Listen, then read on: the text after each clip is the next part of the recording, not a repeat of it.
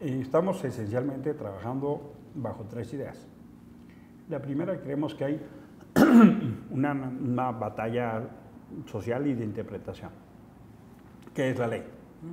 Y claramente lo que estamos contribuyendo junto con muchas otras expresiones académicas de sociedad civil a entender que no puede darse una discusión donde siga avanzando un modelo de militarización, ¿no? Es indiscutible que México tiene un dilema de inseguridad, eso es indiscutible.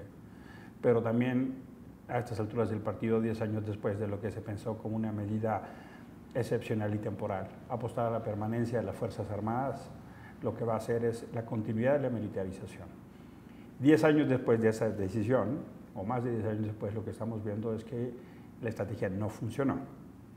Entonces, el debate en términos de la permanencia de las Fuerzas Armadas en funciones de seguridad pública es de suyo un debate muy importante en el país. Es decir, si continuamos como apuesta a país a la solución del problema de la inseguridad por la vía de la labor de las Fuerzas Armadas en trabajo de seguridad pública. Ese es un primer debate. Hay una segunda debate que son cómo nos sumamos a los elementos claros de la naturaleza de la seguridad pública. Entonces, lo que creemos es que más que estar discutiendo la presencia del ejército en las calles o de la marina en las calles, lo que tendríamos que estar discutiendo es qué hacemos con las policías.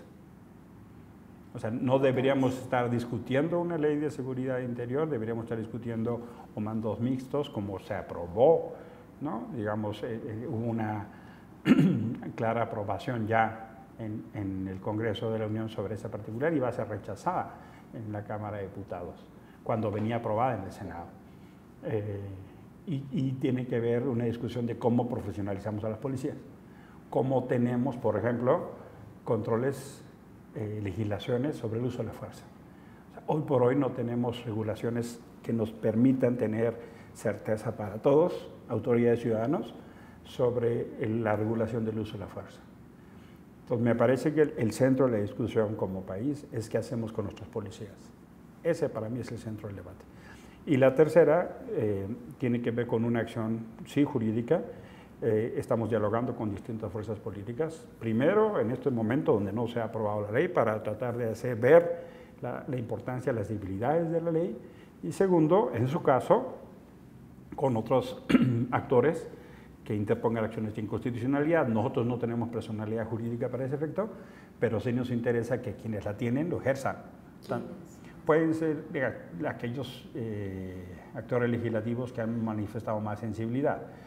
Pienso esencialmente en los actores que conforman hoy el Frente o en Morena, ¿no? No veo, honestamente, que el PRI y sus aliados lo vayan a hacer, pues si son los principales promotores, ¿no?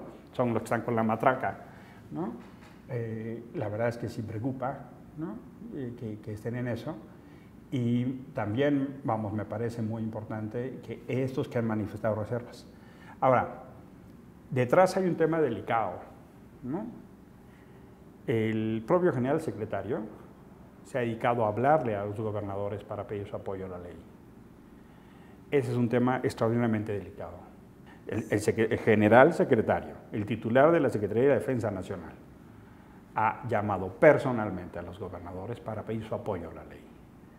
Eso me parece una señal grave, porque apunta a una redefinición del pacto cívico-militar en este país. O sea, no puede acompañarse de suyo que el general secretario esté cabildeando la ley de esa naturaleza. No corresponde, no corresponde.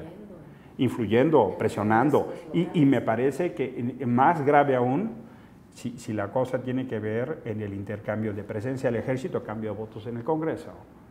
O sea, yo conozco directamente esa expresión de parte de gobernadores. Entonces me parece una señal grave que el general secretario esté hablando directamente con gobernadores para pedir el apoyo a la ley, ¿no? No le corresponde a un general secretario estar cabildeando leyes. Eso es labor de gobernación, en su caso, o es labor de su jefe. Pero no corresponde a un militar estar cabildeando leyes. De por sí, este general secretario ha tenido un protagonismo público en el debate de la ley extraordinariamente inusual. ya de por sí. Lo que hemos visto es un general cabildeando leyes, ¿no? Y haciendo y empujando y diciendo. Y ahora vemos un general secretario operando de esta manera, a mí me parece muy grave. Se lo digo con toda la claridad de lo que estoy diciendo. ¿Cuáles son las preocupaciones de la Ley de Seguridad Interior? Si le damos una condición, primero, de permanencia indefinida al ejército en las calles. Segundo, si se debilitan los controles judiciales para que las fuerzas de seguridad puedan intervenir en una casa sin mandato judicial, sin orden judicial. Si consideran que hay que hacer intervenciones telefónicas, labores de inteligencia, ¿no? Sin controles judiciales. Si consideran que una manifestación es no pacífica y eso puede llevar a la intervención de las Fuerzas Armadas. Si consideran que toda la información recabada es materia de seguridad nacional. Por lo tanto, está sometida a los controles y a la discreción o opacidad. No sé si sería la palabra opacidad, pero digamos a la no publicidad de la información. Entonces resulta que labores que supuestamente estaban en funciones de seguridad pública están ahora bajo el mandato de seguridad nacional. Entonces resulta, como un claro ejemplo, que los principios de secrecía de la información con la seguridad nacional se sobreponen sobre labores de seguridad pública. Entonces, ¿cuál es el límite? ¿Quién establece esos límites? ¿Dónde están los controles a las Fuerzas Armadas? Esencialmente, entonces, lo que este modelo propone es un modelo de muchísima más discrecionalidad y menos controles a las labores de las Fuerzas Armadas. Yo he visto una expresión tan necia, ¿no? tan obstinada de no querer escuchar razones.